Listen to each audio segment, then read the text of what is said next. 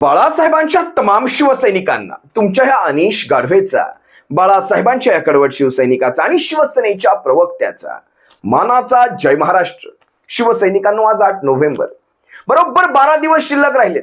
महाराष्ट्र विधानसभेची येत्या 20 तारखेला महाराष्ट्राच्या विधानसभेची निवडणूक येत्या 20 तारखेला लागलेली आहे. 20 नोव्हेंबर 2024. लक्षात घ्या शिवसैनिकांनो, गेल्या 2.5 वर्षामध्ये जो काही काळ आपण पाहिलेला आहे तो काळ कधी विसरता येणार नाही. शिवसैनिकांनो, तुमच्या आमच्या हृदयात कोरला गेलेला हा काळ आहे. हे काही प्रत्येक शिवसैनिकाला मला आता आजच्या ह्या घडीला वेगळं सांगायची काहीच गरज वाटत नाही. गेल्या 2.5 वर्षामध्ये शिवसैनिकांनो, तुम्ही आम्ही जे काही सहन केलेलं आहे ते काही या महाराष्ट्रासमोर वेगळं मांडण्याची गरज नाही. आज तो काळ समीप आलाय. या देशाच्या सर्वोच्च न्याय व्यवस्थांनी शिवसेनेच्या बाबतीत जे केलेलं आहे ते तुम्हा सर्वांच्या समोर आहे. सारी वस्तुस्थिती तुम्हा सर्वांच्या डोळ्यासमोर आहे. सारं काही तुम्हा सर्वांच्या डोळ्यासमोर घडलेलं आहे. आज काही वेगळं मांडण्याची गरज आहे. न्याय व्यवस्थांनी शिवसेनेच्या बाबतीत काय केलं, तारीख पे तारीख झालं. आता जवळपास जस्टिस रिटायर होत आहेत. आजच मला वाटतं रिटायर होत आहेत. आज 8 नोव्हेंबर. जस्टिस रिटायर होतील, पुढचे जस्टिस येतील ते देखील रिटायर होतील, त्याच्या पुढचे येतील ते देखील रिटायर होतील. शिवसैनिकांनो, लक्षात घ्या, विधानसभेचे स्वयंघोषित अध्यक्ष जे ह्या गद्दार आमदारांच्या जीवावर तिथे निवडून आले अध्यक्षपदावर, त्यांनी देखील शिवसेनेच्या बाबतीत काय केलं. दिल्लीश्वरांसमोर हुजरे करणारे अनेक संस्थांचे अध्यक्ष आपण पाहिले. दिल्लीश्वरांसमोर हुजरे करणारे, मुजरे करणारे आपण साऱ्यांना पाहिले. अगदी सगळ्याच लवादांनी शिवसेनेच्या बाबतीत काय केलं आपण सर्वांनी पाहिलं. पण आता लक्षात घ्या, या 20 नोव्हेंबरला ज्यावेळेस आपण विधानसभेच्या निवडणुकांना सामोरे जात आहोत, महाराष्ट्रामध्ये अनेक धोक्याच्या घंटा देखील आहेत. शिवसैनिकांनो, सगळ्या परिस्थितीची मी तुम्हाला अवगत करणार आहे. पण लक्षात घ्या, ज्यावेळेस आपण 20 नोव्हेंबरला महाराष्ट्राच्या विधानसभांच्या निवडणुकांना सामोरे जाणार आहोत, ही निवडणूक नसून शिवसेनेचा हा निकाल आहे. शिवसैनिकांना, शिवसेनेचा निकाल आहे. आपण सारे वकील आहोत या निकालासाठी, आणि हे न्यायालय जनतेचं न्यायालय असणार आहे. कुठल्याही सर्वोच्च न्यायालयांची, कुठल्याही न्याय व्यवस्थांची आपल्याला आता गरज उरलेली नाही. कारण या न्याय व्यवस्था काय करतायत हे काही वेगळं आता पुन्हा सांगायची गरज आहे का शिवसैनिकांना. तर आपण जनतेच्या न्यायालयात जाऊ. या जनतेच्या न्यायालयाने आपली केस घेतलेली आहे. 20 नोव्हेंबर या केसची तारीख पडलेली आहे. 20 नोव्हेंबर. या 20 नोव्हेंबरला ज्यावेळेस आपण मतदान केंद्रामध्ये जाल त्यावेळेस आपण शिवसेनेचे वकील असल्यासारखा एक भास होईल. शिवसेनेचे वकील. आणि प्रत्येक शिवसैनिक, प्रत्येक महाराष्ट्राचा नागरिक, प्रत्येक शिवप्रेमी नागरिक, प्रत्येक संविधान प्रेमी नागरिक या महाविकास आघाडीचा शिवसेनेचा वकील म्हणून त्या मतदान केंद्रात जाईल. आणि ज्यावेळेस इथे ती शाई लागेल, ज्यावेळेस इथे ती निळी शाई लागेल, ती या महाविकास आघाडीची आणि शिवसेनेच्या विजयाची शाई असेल. विजयाची. आणि आपल्या सर्वांना आपल्या शिवसेनेची केस अतिशय इमाने इतबारी लढवायची आहे. शिवसैनिकांनो, हा मौका तुमच्या आमच्या हातात आहे.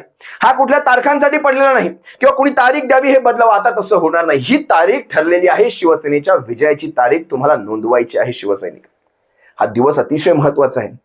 आपले काही प्लॅन्स असू शकतात, आपले काही प्रॉब्लेम्स असू शकतात, सारं आपण लक्षात घेऊ शकतो. पण तरीही कुठेतरी एक 10-15 मिनिटांची वेळ काढून शिवसैनिकांना प्रत्येकाला आपल्या मतदान केंद्रापर्यंत जायचंय. बरं, एकट्यानेच नाही जायचंय, तर साऱ्या आपल्या शिवसैनिकांना सोबत घेऊन जायचंय. प्रत्येक म्हणजे मशालीचं मत असेल, महाविकास आघाडीचं मत असेल, पंजाचं मत असेल, तुतारीचं मत असेल, सर्वांना घेऊन तुम्हाला जायचंय. एकाही महाविकास आघाडीच्या मताला घरात बसू द्यायचं नाही. सर्वांच्या बोटावर निळी शाई लागली पाहिजे. शिवसैनिकांना, एक धोक्याची घंटा मी तुम्हाला सांगतो. या क्षणी ती सांगणं मला फार गरजेचं वाटतं. आपण ज्या काही 100च्या आसपास जागा लढवतोय शिवसैनिकांना, विशेषतः मी शिवसेनेचं सांगेल, त्यातल्या जवळपास 53 जागा अशा आहेत जिथे शिवसेना उद्धव बाळासाहेब ठाकरे वर्सेस शिंदे गट अशी लढत थेट आहे. आपण लोकसभेच्या वेळेसही पाहिलं, जिथे जिथे शिंदे गट विरुद्ध शिवसेना अशा प्रकारचा संघर्ष झाला, तिथे धनुष्याचा गोंधळ आपण पाहिलेला आहे. कित्येक ज्येष्ठ शिवसैनिक असतील, कित्येक असे शिवसैनिक असतील किंवा शिवसैनिक म्हणता येणार नाही, सर्वसामान्य नागरिक असतील, ज्यांना वृत्तवाहिन्या असतील, वृत्तपत्राशी याच्याशी त्यांचं काहीही देणं घेणं नसतं. पण त्यांना एवढं माहिती असतं शिवसेनेचं चिन्ह म्हणजे धनुष्य आहे. त्यांच्या बातम्या किती पाहिल्या जातात, नेमकं काय चाललं आहे, महाराष्ट्राच्या राजकीय घडामोडी काय चालू आहेत, महाराष्ट्रात सध्या काय वातावरण चालू आहे बाबा शिवसेनेची एखादी केस. पण त्या शिवसेनेला आता मशाल मिळालेली आहे हे देखील कित्येक शिवसैनिकांना असेल, महाराष्ट्रातल्या नागरिकांना असेल, अजूनही माहित नाही. विशेषतः वरिष्ठ शिवसैनिक जे असतात, 85च्या पुढचे असतील, 90च्या पुढचे असतील, किंवा विशेषतः 80च्या पुढचे, तुम्ही 75च्या पुढचेही म्हणू शकता. या शिवसैनिकांपर्यंत मशालीला अजूनही पोहोचवण्यासाठी आपल्याला 12 दिवसांचा काळ आहे. आपले पॅम्पलेट्स असतील, आपले कार्य अहवाल असतील, आपल्या उमेदवाराच्या माहित्या असतील, आपल्या स्लिप्स असतील, सगळ्या पोहोचवत असताना ज्यावेळेस तुम्ही मतदारांशी 1 to 1 कॉन्टॅक्ट कराल त्यावेळेस मतदारांना आपल्या मशालीचं चिन्ह दाखवायचंय तुम्हाला.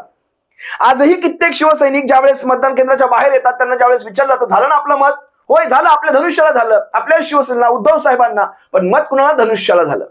विचार करा शिवसैनिकांनो, या सगळ्या गोष्टी आपल्याला घातक आहेत. आणि आजही तुम्ही पाहाल तर 53 ठिकाणी आपल्या 100 सीटांच्या आसपास मध्ये 53 ठिकाणी शिवसेना विरुद्ध शिंदे गट असा सामना आहे. म्हणजे मशालीच्या विरोधात धनुष्य. मशाल प्रचलित नसली तर धनुष्य मात्र त्यांना माहिती असतो. त्यांना वाटतं धनुष्य म्हणजेच ठाकरे, धनुष्य म्हणजेच बाळासाहेब, धनुष्य म्हणजेच उद्धव साहेब आणि धनुष्य म्हणजेच शिवसेना. हे समीकरण आता बदललेलं आहे. हे आपल्या मतदारांपर्यंत आपल्याला पोहोचवायला लागेल. शिवसैनिकांना अजिबात गाफील राहू नका. या 53 पैकी तुम्हाला सांगतो याची फोड कशी झालेली आहे. 53 पैकी जवळपास 19 ते 20 जागा या मुंबईतनं आहेत, एकट्या मुंबईतनं. चला, मुंबईकर मतदारांना विशेष माहिती आहे, सोशल मीडिया तितका वापरला जातो, पण विशेषतः ग्रामीण भागांमध्ये असेल या गोष्टींची तितकीशी अजून माहिती पोहोचलेली नाही. 19 जागा मुंबईतनं आहेत. 12च्या आसपास जागा मुंबई उपनगर, ठाणे कल्याण असेल या पट्ट्यातनं आहेत 12च्या आसपास, किंवा कोकण पट्ट्यातनं आहेत. त्यानंतर 4 जागा या उत्तर महाराष्ट्रातनं आहेत, 6 जागा विदर्भातनं आहेत, 4 जागा पश्चिम महाराष्ट्रातनं आहेत आणि 8 जागा या मराठवाड्यातनं आहेत. शिवसैनिकांनो, इथे आपली जबाबदारी फार मोठी येते. आणि याच्यातल्या महत्वाच्या जर मी 26 जागा जर तुम्हाला सांगेल आत्ताच्या घडीला, तर यात सगळ्यात पहिली महत्वाची जागा येते कोपरी पाचपाखाडीची, जिथे एकनाथ शिंदे विरुद्ध शिवसेनेचे केदार दिघे. बघा, शिवसेना आणि शिंदे गट यांच्यामध्ये संघर्ष जास्त महत्वाचा कुठे चालू आहे बघा तुम्ही. एकनाथ शिंदे विरुद्ध केदार दिघे, कोपरी पाचपाखाडी. ओळा माजीवडा, प्रताप सरनाईक विरुद्ध शिवसेनेचे नरेश मणेरा. त्यानंतर मागाठणे, मनीषा वायकर शिंदे गटाच्या अनंत बाळानर, हे शिवसेनेचे आपले मशालीचे. मंगेश कुडाळकर कुर्ला, शिवसेनेचे प्रवीणा मोरजकर. माहीममध्ये सदा सरवणकर शिंदे गटाचे, शिवसेनेचे महेश सावंत. महाडमध्ये भरत गोगावले, शिवसेनेच्या स्नेहल जगताप. राधानगरीतून प्रकाश आंबेडकर, शिवसेनेचे केपी पाटील. राजापूरमध्ये किरण सामंत, शिंदे गटाचे. राजन साळवी, शिवसेनेचे मशालीचे राजन साळवी राजापूर. सावंतवाडीमध्ये दीपक केसरकर शिंदे गटाचे, तर शिवसेनेचे राजन तेली. कुडाळमध्ये निलेश राणे शिंदे गटाचे, वैभव नाईक शिवसेनेचे. रत्नागिरी उदय सामंत, त्यानंतर सुरेंद्र माने रत्नागिरीमधून शिवसेनेचे मशालीचे. दापोली योगेश कदम आणि मशालीचे संजय कदम. पाटणमध्ये शंभूराज देसाई, तर शिवसेनेचे मशालीचे हर्षद कदम. सांगोला शहाजी पाटील, तर सांगोल्यामधनं शिवसेनेचे आहेत दीपक साळुंके मशालीचे. परांडा तानाजी सावंत, त्यानंतर शिवसेनेचे असतील राहुल ज्ञानेश्वर पाटील. कर्जतमध्ये महेंद्र थोरवे, शिवसेनेचे नितीन सावंत. त्यानंतर मालेगाव बाह्य दादा भुसे, तर शिवसेनेचे अद्वै हिरे. नांदगाव सुहास कांदे, तर गणेश धात्रक शिवसेनेचे. वैजापूर रणेश बोरणारे, तिथे शिवसेनेचे दिनेश परदेशी. संभाजीनगर पश्चिम प्रदीप जायस्वाल, माफ करा संजय शिरसाट, शिवसेनेचे राजू शिंदे. संभाजीनगर मध्यमध्ये प्रदीप जायस्वाल, तर किशनचंद तनवाणी शिवसेनेचे. सिल्लोड अब्दुल सत्तार, सुरेश बनकर हे शिवसेनेचे. कळमनुरी संतोष बांगर, तर संतोष टाळफे हे शिवसेनेचे मशालीचे. रामटेक आशिष जायस्वाल, तर विशाल बरबटे शिवसेनेचे.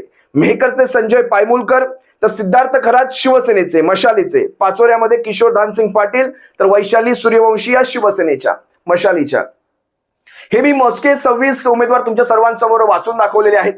शिवसैनिकांनो, आणखी एक तुम्हाला विनंती करतो, आपलं मतदान शक्यतो 10च्या अगोदर करून घ्या, सकाळी 10 वाजायच्या अगोदर. कारण जे बोगस मतदान होतं ते याच काळामध्ये होऊन जातं. मग नंतर तुम्ही उशिरा उठून जाल, त्यानंतर मात्र तुमचं मतदान झालेलं असेल असं तुमच्या निदर्शनास येतं. बऱ्याचदा होतं, या गोष्टी घडतात. त्यामुळे 10च्या अगोदर आपलं मतदान उरकवून घ्यायचं. त्यानंतर प्रत्येक पोलिंग एजंटने प्रत्येक मतदाराचा चेहरा आणि मतदार यादीमधले चेहरे हे मॅच करायचा कुठेतरी प्रयत्न करायचा आणि पाहायचं आपल्या यादीमध्ये. कारण पोलिंग एजंटला आपली यादी माहिती असते. यादीमधले मयत जर चुकून माकून एखादा मयत तसंच असेल, त्याचं नाव हटलं नसेल आणि मयतच्या जागी जर एखादा मतदान करायला आला, तर अशा भामट्यांना, असल्या लफंग्यांना जागीच त्या निदर्शनास आणून द्यायचं, त्या बूथ निरीक्षकाच्या निदर्शनास आणून द्यायचं आणि पोलिसांच्या हवाली करायचं. आणि हे सगळं करताना तिथे अशा प्रकारचं वातावरण तयार झालं पाहिजे, जेणेकरून इतर जे बोगस तिथे उभे असतील रांगेमध्ये त्यांनी लागलीच पळ काढला पाहिजे. प्रत्येक पोलिंग एजंटचं हे काम आहे. आपल्या प्रत्येक पोलिंग एजंटने अगदी शेवटपर्यंत अगदी डोळ्यामध्ये तेल टाकून प्रत्येक मतदान केंद्रांमध्ये काय घडतं या सगळ्या गोष्टींकडे आपण लक्ष दिलं पाहिजे. नंतर बोगस मतदान हे फार मोठ्या प्रमाणावर होऊ शकतं. आणि दुबारच्या खुणा आपण लक्षात ठेवायच्या. आपल्याला दुबार मतदान माहिती आहेत, कुठे कुठे कुठे कुठे दुबार मतदान होऊ शकतं, कुठली कुठली दुबार नावं आहेत जी निघालेली नाहीत. अशा नावांवर जर दुबार व्यक्ती आली तर तिला लागलीच पोलिसांच्या हवाली करायचं. या गोष्टी लक्षात घ्या. अनेक गोष्टी आहेत शिवसैनिकांनो, या तुम्हाला सर्वांना चांगल्याच माहिती आहेत. पण विशेषतः 10च्या आतमध्ये जाऊन मतदान करून घ्या. या अशा 53 ठिकाणी शिवसैनिकांनो, विशेषतः आपण जर या 53 ठिकाणी असाल जिथे मशाल विरुद्ध धनुष्याचा संघर्ष होत असेल, तर अशा ठिकाणी तर अजिबात गाफील राहू नका, ही तुम्हाला पुन्हा एकदा कळकळीची विनंती करतो शिवसैनिकांनो. असो, तुर्तास मी तुम्हा सर्वांची रजा घेतोय. सप्रेम जय महाराष्ट्र. पुढे आणखी काही नवीन व्हिडिओमध्ये काही नव्या गोष्टींना घेऊन मी तुम्हा सर्वांसमोर येईल. सप्रेम जय महाराष्ट्र. काळजी घ्या.